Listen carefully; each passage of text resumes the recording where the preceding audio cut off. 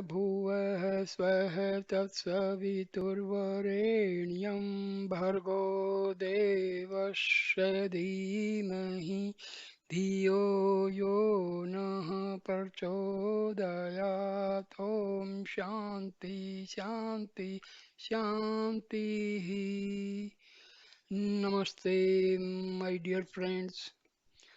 Today I am giving you a very important video on self enquiry, the most direct method to get self realization and liberation. Maharshi Ramana explained and described the self enquiry method in the most easiest and self explanatory way. It is explained in the form of questions and answers. Let us see what are the questions and what are the explanatory answers given by Bhagwan Sri Ramana Maharshi. Disciple puts the question, how is one to realize the self? Most important question. Maharshi replied, whose self? Find out. Devotee, mine. But who am I? Maharshi, find out yourself. Devotee, I don't know how. Maharshi, just think over the question. Who is it that says, I don't know? Who is the I in your statement? What is not known? Disciple or devotee. Somebody or something in me. Maharshi, who is that somebody in whom? Devotee, perhaps some power. Maharshi, find out. Devotee, why was I born? Maharshi, who was born? The answer is the same to tell your questions. Who am devotee? Who am I then? Maharshi smiling, you have come to examine me. You must say who you are. Devotee, how much I may try, I do not seem to catch the I. It is not even clearly discernible. Maharshi, who is it that says that the I is not discernible? Are there two eyes in you that one is not discernible by the other? Devotee, instead of inquiring who am I, can I put the question to myself, who are you? Since then my body may be fixed on you, whom I consider to be God in the form of Guru. Perhaps I would be nearer the goal of my quest by that enquiry than by asking myself, who am I? Maharshi, whatever form your inquiry may take, you must finally come to the one I, the self. All these distinctions made between the I and you, master and disciple, etc., are merely a sign of one's ignorance. The I Supreme alone is to think otherwise, to delude oneself. A Puranic story of sage Ribhu and his disciple Nidagha is particularly instructive in this context. Although Ribhu taught his disciple the supreme truth of the one Brahma without a second, Nidagha, in spite of his erudition and understanding did not get sufficient conviction to adopt and follow the path of jnana, but settled down in his native town to lead a life devoted to the observance of ceremonial religion. But the sage loved his disciple as deeply as the latter venerated his master. In spite of his age, Ribhu would himself go to his disciple in the town just to see how far the latter had outgrown his ritualism. At times, the sage went in disguise so that he might observe how Nidagaha would act when he did not know that he was being observed by his master. On one such occasion, Ribu, who had put on the disguise of a village rustic, found Nidagha intently watching a royal procession. Unrecognized by the town dweller Nidaga, the village rustic inquired what the bustle was all about and was told that the king was going in procession. Oh, it is the king. He goes in procession. But where is he? Asked the rustic. There on the elephant, said Nidagha. You say the king is on the elephant. Yes, I see that too, said the rustic. But which is the king and which is the elephant? What? Exclaimed Nidagaha. You see the two, but don't know that the man above is the king and the animal below is the elephant. Where is the use of talking to a man like you? Pray, be not impatient with an ignorant man like me, begged the rustic. But you said above and below. What do they mean? Nidga could stand it no more. You see the king and the elephant, the one above and the other below. Yet you want to know what is meant by above and below, burst out Nidagaha. If things seen and words spoken can convey so little to you, action alone can teach you. Bend forward and you will know it all too well. The rustic did as he was told. Nidagaha got out on his shoulders and said, Know it now, I am above as the king. You are below as the elephant. Is that clear enough? No, not yet, was the rustic's quiet reply. You say you are above like the king, and I am below like the elephant. The king, the elephant, above and below. So far it is clear. But pray tell me what you mean by I and you. When Nidugha was thus when Nidugha was thus confronted all of a sudden with the mighty problem of defining the you apart from the I, light dawned on his mind at once. He jumped down and fell at his master's feet, saying, Who else but my venerable master Ribhu could have thus drawn my mind from the superficialities of physical existence to the true being of the self? Oh, benign master, I crave thy blessings.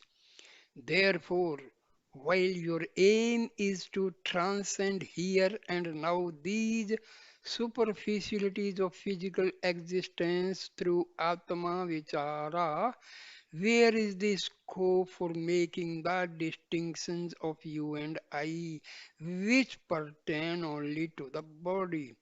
When you turn the mind within, seeking the source of thought, where is the you and where is I?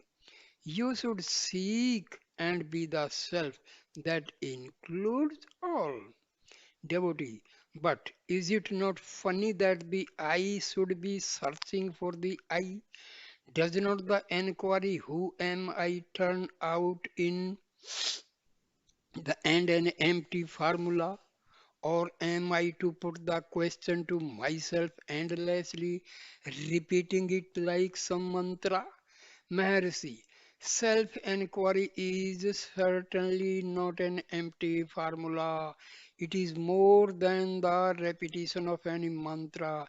If the enquiry, who am I, were a mere mental questioning, it would not be of much value. The very purpose of self enquiry is to focus the entire mind at its source. It is not therefore a case of one eye searching for another eye.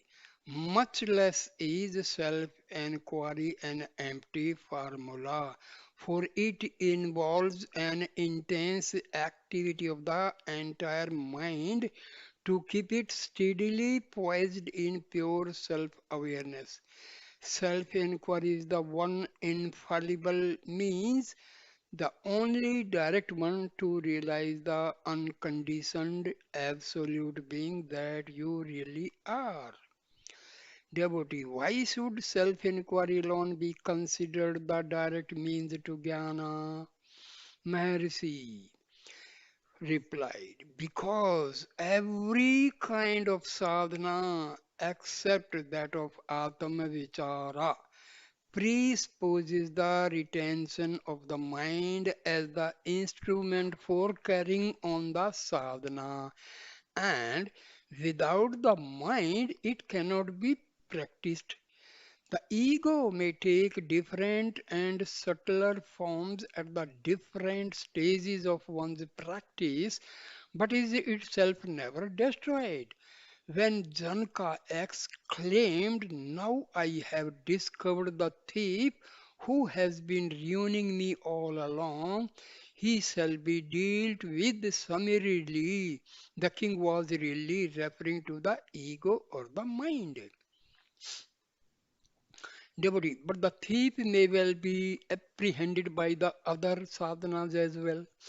Maharshi, the attempt to destroy the ego or the mind through sadhanas other than Atam Vichara is just like the thief assuming the guise of a policeman to catch the thief, that is himself. Atam Vichara alone can reveal the truth that neither the ego nor the mind really exists, and enables one to realize the pure, undifferentiated being of the self or the absolute. Having realized the self, nothing remains to be known because it is perfect bliss, it is the all. Devotee, in this life, beset with limitations, can I ever realize the bliss of the self? Maharshi, that bliss of the self is always with you, and you will find it for yourself if you would seek it earnestly. The cause of your misery is not in the life without, it is in you as the ego. You impose limitations on yourself and then make a vain struggle to transcend them. All happiness is due to the ego. With it comes all your trouble. What does it avail you to attribute to the happenings in life the cause of misery which is really within you? What happiness can you get from things extraneous to yourself? When you get it, how long will it last? If you would deny the ego and scourge it by ignoring it, you would be free. If you accept it, it will impose limitations on you and throw you into a vain struggle to transcend them. That was how the thief sought to ruin King Janaka. To be the self that you really are is the only means to realize the bliss that is ever yours. Devotee, not having realized the truth that the self alone exists, should I not adopt bhakti and yoga margas as being more suitable for purposes of sadhana than vichar marga? Is not the realization of one's absolute being, that is Brahmajnana, something quite unattainable to a layman like me? Maharshi replies, Brahmajnana is not a knowledge to be acquired so that acquiring it one may obtain happiness. It is one's ignorant outlook that one should give up. The self you seek to know is verily yourself. Your supposed ignorance causes you needless grief, like that of the 10 foolish men who grieved the loss of the 10th man who was never lost. The 10 foolish men in the parable forded a stream and, on reaching the other shore, wanted to make sure that all of them had in fact safely crossed the stream. One of the 10 began to count, but while counting others, left himself out. I see only 9. Sure enough, we have lost one. Who can it be? He said. Did you count correctly? Asked another. And did the counting himself. But he too counted only 9. One after the other, each of the 10 counted only 9, missing himself. We are only 9, they all agreed, but who is the missing one? They asked themselves. Every missing individual failed. Whoever he be that is drowned, said the most sentimental of 10 fools. We have lost him. So saying, he burst into tears, and the rest of the 9 followed suit. Seeing them weeping on the river bank, a sympathetic wayfarer inquired for the cause. They related what had happened and said that even after counting themselves several times, they could find no more than 9. On hearing the story but seeing all the 10 before him, the wayfarer guessed what had happened. In order to make them know for themselves that they were really 10, that all of them had come safe from the crossing, he told them, let each of you count for himself, but one after the other serially, 1, 2, 3, and so on, while I shall give you each a blow so that all of you may be sure of having been included in the count, and included only once. The tenth missing man will then be found. Hearing this, they rejoiced at the prospect of finding their lost comrade, and accepted the method suggested by the wayfarer. While the kind wayfarer gave a blow to each of the 10 in turn, he that got the blow counted himself aloud. 10, said the last man as he got the last blow in his turn. Bewildered, they looked at one another. We are 10, they said with one voice, and thanked the wayfarer for having removed their grief. That is the parable. From where was the 10th man brought in? Was he ever lost? By knowing that he had been there all the while. Did they learn anything new? The cause of their grief was not the real loss of any one of the 10. It was their own ignorance, rather their mere supposition that one of them was lost, though they could not find who he was because they had counted only 9. Such is also the case with you. Truly, there is no cause for you to be miserable and unhappy. You yourself impose limitations on your true nature of infinite being, and then weep that you are but a finite creature. Then you take up this or that sadhana to transcend the non-existent limitations. But if you But if your sadhana itself assumes the existence of the limitations, how can it help you to transcend them? Hence, I say, know that you are really the infinite pure being, the self absolute. You are always that self and nothing but that self. Therefore, you can never be really ignorant of the self. Your ignorance is merely a formal ignorance, like the ignorance of the ten fools about the lost tenth man. It is this ignorance that caused them grief. Know then that true knowledge does not create a new being for you, it only removes your ignorance. Bliss is not added to your nature, it is merely revealed as your true and natural state, eternal and imperishable. The only way to be rid of your grief is to know and be the self. How can this be unattainable?